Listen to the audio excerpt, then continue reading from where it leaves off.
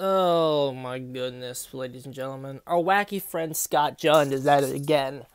Now, why do we keep doing this? Why do we keep, like, making videos like this? Because this is low-hanging fruit. This is just low-hanging fruit. I already have a huge video I'm working on right now. It's a response to this fucking video he made right here. I'm going through all the buffs and nerfs of everybody and then talking about the relevant ones. And I'm gonna see what my results are. I don't know, I have a big thing planned there, but I just think that it's interesting that I'm not as alone as I think I am, and like this little backwoods corner of our YouTube, we're not as alone as we think we are. There's people making fun of him for falling for a bait. Apparently, apparently there was a video posted that was just like a bait post, and Scott Jund fell for it. I completely believe that. And this guy right here, do people still take Jund seriously? I think that's a good point. I think that's a good point. It's like, I don't get why people still take him seriously. I mean, the only reason that, like, I feel like we have to take him seriously is that his arguments, he has a platform, okay? That's why, like, his arguments are listened to, even though they're shit and they're terrible. Like, they're listened to because for some reason people still think he's good, and people still, like, I don't get it either. But Scott Jund here, he responds, and it's like, well, the Gemo PvP, the video about it. I didn't even read the post. He just opened. He didn't even read the post, guys. This guy makes content on stuff he doesn't even read. I'm sitting here researching my ass off for my next video, and this guy doesn't even read shit. Like, how does he still have an audience? Well, I mean, his audience is Survivor mains that like like, he's the kind of killer main Survivor mains will watch. Like, just that. He's the only type, because he sympathizes with them. Can't really stand him, but he's right. We'll see how right he is. I'm making a video right now. And then the thing I wanna, he saw that other comment and he got triggered. Okay. I've got nothing to do, so I'll bite. Why wouldn't they? Why wouldn't they? Well, here's what you can do, Scott Jund. I have a huge comment destroying every single argument you've ever posted on your YouTube channel that you, it's been 2 weeks since I posted that. You could go respond to that, because, you know, I'm just saying, I've destroyed everything you have.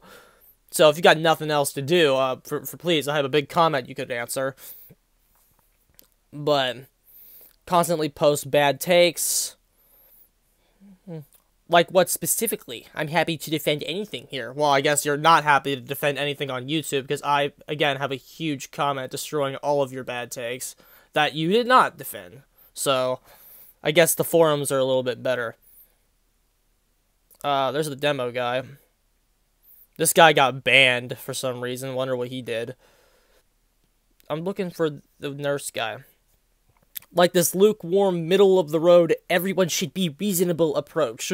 Well, it's not video. He's commenting on this one video. This is Scott Jund's persona. He's the middleman. The fact that the game should be balanced around scrubs, that's his worst take right there. Regardless of numbers, killer nurse have been far more substantial. Yeah, he's not wrong. He's not wrong. Not only far more substantial, far more unnecessary. And then there's this kid, these two are still having their own side conversation, and Scott Jund goes, so it's a bad take that everyone should be reasonable? Suddenly I find myself not caring whether or not you like my stuff. I've never said the game should be balanced around scrubs, so that's another argument that makes no sense. Well, that's what, Scott Jund, what we mean by the top 1% is a competitive way. We mean a competitive way of balancing, okay? That's what we mean. The game should be balanced for competitive players. I get, what is top 10% better for you? Like, what number do you want there? Like, That doesn't make any sense. The guy was right. You have advocated for the game to be balanced around scrubs and said that if the game didn't get balanced around scrubs, it would die. I don't remember which video that was, so I'll have to look for it, but that's what you've advocated for. You are also completely out of your mind if you think killers have received far more substantial nerfs compared to the survivors over the game's life. Have you not seen the game for the first year or two? But that doesn't matter, because this reminds me of that Yu-Gi-Oh episode where Slifer the Sky Dragon just kept gaining attack points. It's like, dude, survivors were so over killer that, like, nerfing that shit that they had did not lower the gap very much. The gap is still significantly big. It's still significantly big. Like, all in all the nerfs that the survivors gotten have been inconsequential to actually fixing the game's problems. That's what he's saying. And he's right. And you're not right, Scott John. You're wrong. And the killers nerfs that they received have been substantial enough to lower their overall power. Like the Ruin change being still the biggest one, a change that the game still has not recovered from. The Ruin, as much as the new Ruin's okay, I still feel like the new Ruin would be better on its own slot, and the other Ruin it would be better still in the game. Like, that significantly lowered the early game pressure of the killers, which killed them, and it's something that the game hasn't recovered from yet. Taking out infinites that should have been in the game isn't a nerf, it's a fix. I agree. And by everyone is be reasonable, I mean the mentality that the truth is always in the middle is false. I agree. Sometimes the reality is that things fall one way or the other. The game shouldn't be balanced around the 1% translate, so we should not balance. Yeah, this guy's right. This guy's absolutely right here. This wound cowboy. He's absolutely right.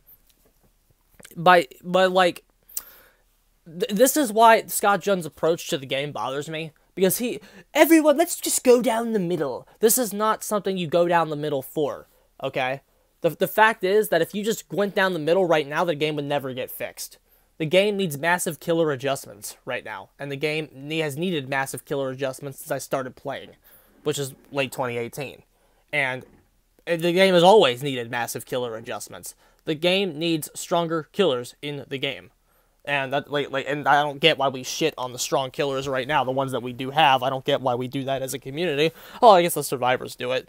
But this is not a down-the-middle situation. Okay? Like, you're sitting here, the scale is like 90-10 right now.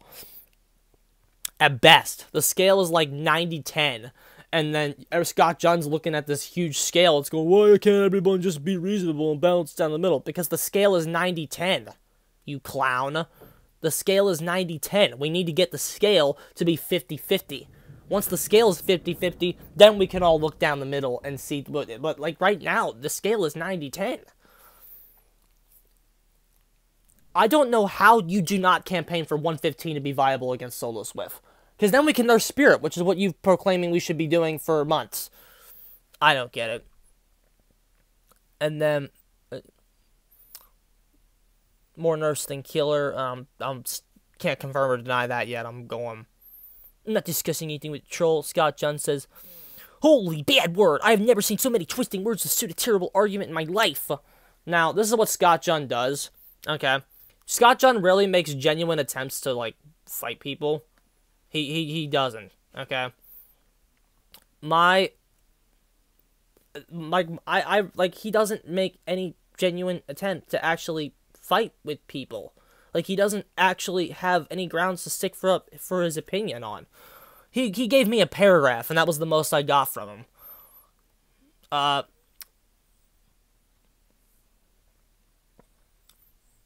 That's all I got from him, and it was all wrong. But that's on that video. I'll have to make a video about my thing with Scott John. And then Wounded Cowboy again says, every game balances around the top players. For some reason, you and the others in the community think that DBD should be an exception. Like that's 100% true. This guy obviously plays other games. Okay? The reason why we say this is, like, some of us actually play competitive games. Some of us, Scott John, didn't just try to make Dark Souls a tournament one time. Okay, we actually have high-level experience at other games. So then you come in here, and people that all their biggest contribution to competitive scenes is, oh, I tried to make a Dark Souls tournament once. Like what have you done, Scott John? What have you done? What is your contribution to a high level scene? And don't say Dead by Daylight because we don't even know what a win is. So, like, what is your contribution to a high level scene? I'm gonna have to like browse your YouTube channel to see if I can answer that myself. But so you have people that don't know anything about a competitive scene saying, like, Dead by Daylight's just an exception. You can't balance around the top 1% in Dead by Daylight. It's an exception. Even though Identity V literally does it, and it's fine.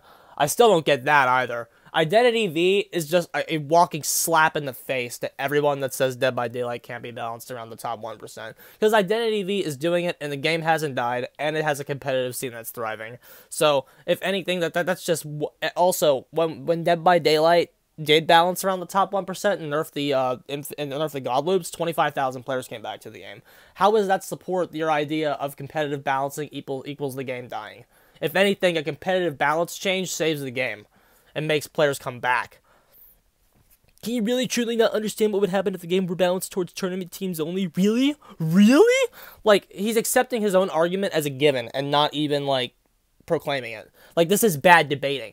Like, when people say, how do people still take Scott John seriously? Because he sits on his platform, like, he sits on his high and mighty platform and makes centrist, ridiculous arguments. And then, once he's called out for his crap, he's not able to actually defend it.